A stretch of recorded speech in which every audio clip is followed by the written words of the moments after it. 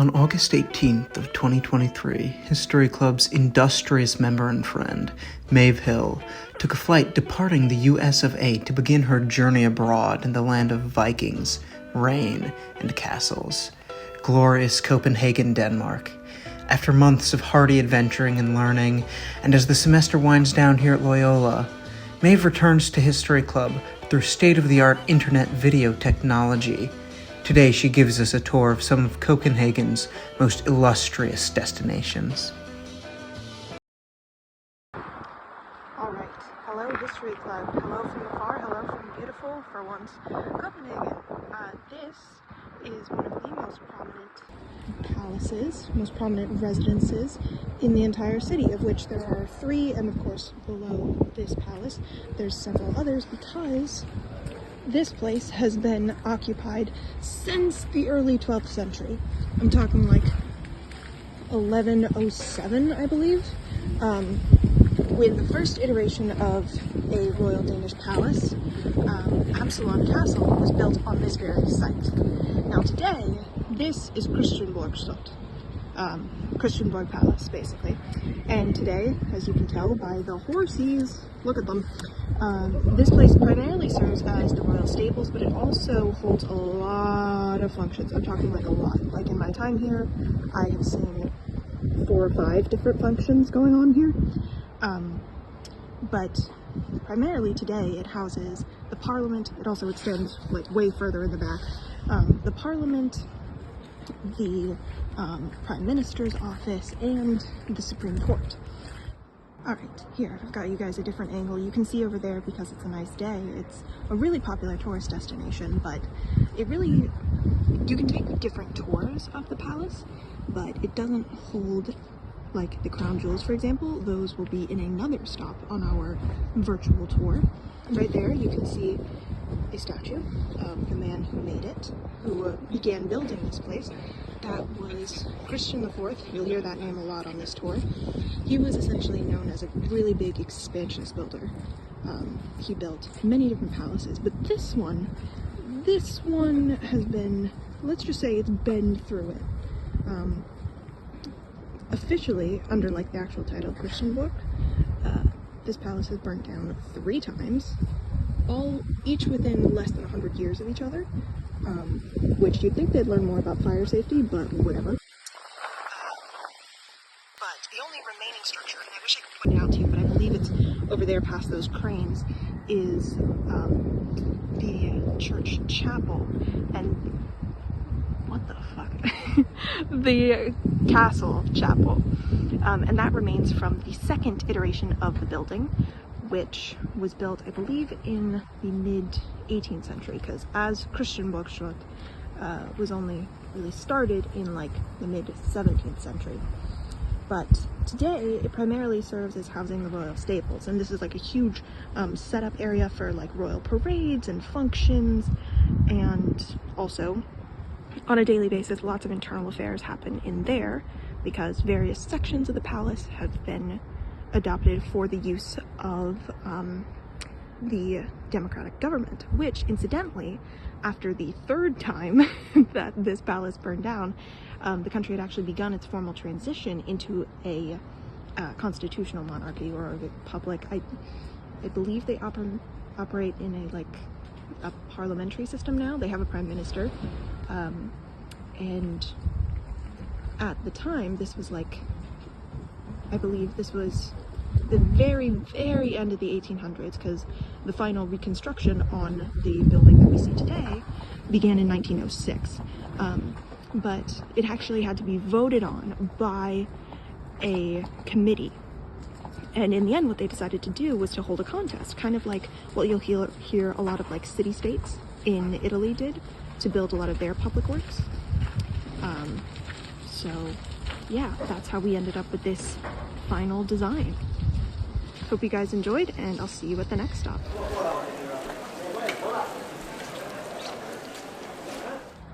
Okay guys, welcome to a typical Danish day where it said it wasn't going to rain, and then it did. But nonetheless, we are here. We are here at the illustrious Frederiksborg Palace. This is outside the main city, about an hour's train ride. And if I could just give you a sense of the scope, we have already walked through outer sort of servants' quarters and outer area, beginnings of Christmas decorations, and I'll give you more updates once we are inside. Onwards. This is the Grand Hall. So as you can see, very ornate ceiling, fireplace, but this is where they would have more banquets. It isn't exactly like a receiving hall where people would meet and discuss things. It was more like dinners, dances, and then up there you would have musicians. So there'd be a little staircase that'd go up, they'd set up, and then they'd, play music from up there, and then everyone else could be out here dancing and having dinner and admiring all these incredible works of art. Some of them obviously on the newer side, and then some of them are much older. But yeah, this is by far one of the grandest rooms in Frederiksborg Castle. Alrighty, so here's the man, the myth, the legend. This is Jacob Christian Jacobsen, and he was basically the man who, after the Great Fire, fitted the bill because he created the largest beer company in Denmark, Carlsberg, and he was able to fit the bill for the restoration of this entire castle, which is absolutely insane. So apparently this is one of the remaining structures from before the 1825 fire. Oh, okay. Yeah, so 17th century. But yeah, this is an audience chamber that my mom, for scale, is enormous and shows the monarchs there. They have the letter of their name and the number they were. So that's Frederick I, and then Christian III, and then there's a chair on the floor. But more importantly, the painting depicts the king at the time as a Roman emperor, evidenced by the type of axe that he's holding that was used by the Praetorian Guard. Okay guys, I'm being quiet because we're in a church, but also look at how much gold is in this church. Most of it was imported from Hamburg in Germany. These paintings over here are depicting biblical scenes. And this church, actually this box down here, there's a direct entrance to the king's bedchambers up there. So basically normal people would come in down here, and then the king would come out over here to his personal box. This church also functioned as like a normal church for like people in the nearby town. Can you imagine coming here on a regular Sunday and just having morning mass in here? Wow. In 1648, Christian IV died here in 1648. The king's bloodied clothes originate from a naval battle between Denmark and Sweden. I see. So these are his, yeah. So there are blood stains from 1750s. Wow. And I'm guessing that's Frederick's corpse over there.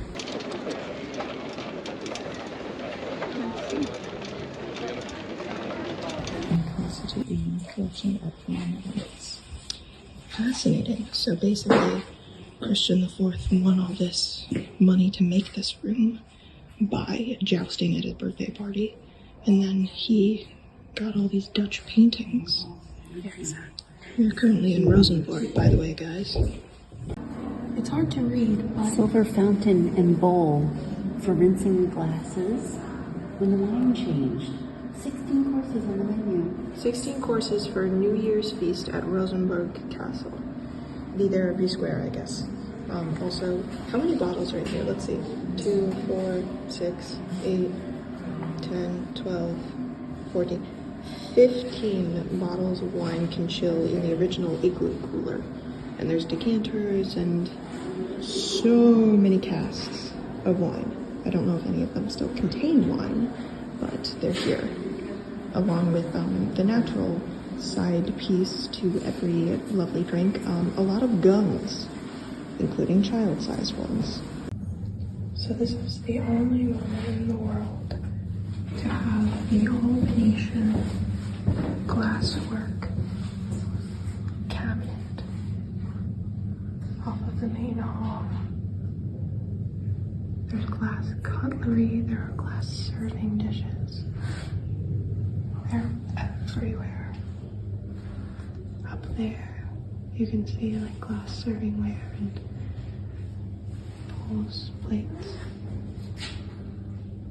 It's amazing. Alright, so this was made by Christian IV. This is on the second floor of Rosenborg Palace. You can see me. Hi guys. It's an all-mirrored room based off of a room in Versailles, except that door goes to the room where the king kept his porn. So yeah, we got some music to set the mood, I guess. The floor is pretty, but yeah, this is the mirrored room. Okay, so apparently this was a real thing. Apologies. Apparently it's been removed, but apparently here there used to be a chair, which was essentially a 17th century whoopee cushion, where you could just like pull a little ripcord and cause water to flood into the like bottom of the chair and just wet somebody's pants from across the room. This is so weird.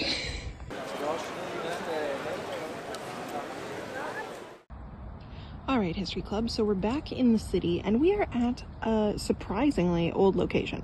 Well, the location itself isn't exactly old. See, that over there is the back entrance, that over there is the back entrance to the Royal Danish Library. We'll go around in a second and see the front part of it, the more modern part of it. But this represents a centuries-old idea. I'm talking back to the 17th century, that Christian IV guy we're talking about so very much. Yeah, he was the original conceiver of this idea. This park itself is just known as the, the Royal Library Gardens Park. But, yeah, we'll go around in a second and see the front half, and I'll tell you a bit more about the collection, how it started, and how it's still going strong several hundred years later. Alright guys, and here it is in all its glory, the infamous Black Diamond. Now we're right by the water. There are these little bench things here, so if it's windy, I'm sorry. That's just the way it is in Denmark in the winter, unfortunately. But yes, this is the Black Diamond, housing the realized version of the collection started by Christian III. I was wrong, it's not Christian IV, it's Christian III, in the 1640s. And if you want to guess how many, because remember, that building back there, that counts too. So between these two buildings, how many books do you think are in this collection? Like physical books. Did you guess 36 million? Because it's 36 million. 36 million books. Suffice to say, this was one of my first stops when I got here. And I didn't know this at the time, but actually in the 70s, the largest book theft in Danish history took place right here. Now, I'm not entirely certain, I couldn't really discern if it was the actual Black Diamond that was robbed, or if it was if it was the existing structure over there, or if it was some other structure. But the point is that over 3,000 books were stolen. Now, the case was solved back in 2003, but to this day, a few hundred books still remain at large. So, if you guys are ever browsing the dark net and you see books listed in Danish, feel free to snag one for me. But yes, this is the Black Diamond, an excellent place to study and open to tourists and citizens alike. Now, I will say you have to be a citizen in order to check out certain books, especially, you can't quite see it, but essentially about there within the library there's a research room. It's like, it looks like it's hermetically sealed. It's not, but you can't bring anything in there, and I think in order to check out books from that room, essentially to be able to read them, you do have to be a citizen. So, but aside from that, the collection, an enormous part of the collection has been transferred to a digital version because we live in the 21st century. So feel free to look it up online. I'm sure they have some great resources, and again, open to the public. And as for me, I believe this is my last stop with you guys here in Copenhagen. So what better place to end it than on the water? Yes, the waterfront. Canals, lakes, streams, they all run rampant through this country. Technically, I'm sitting on an island right now.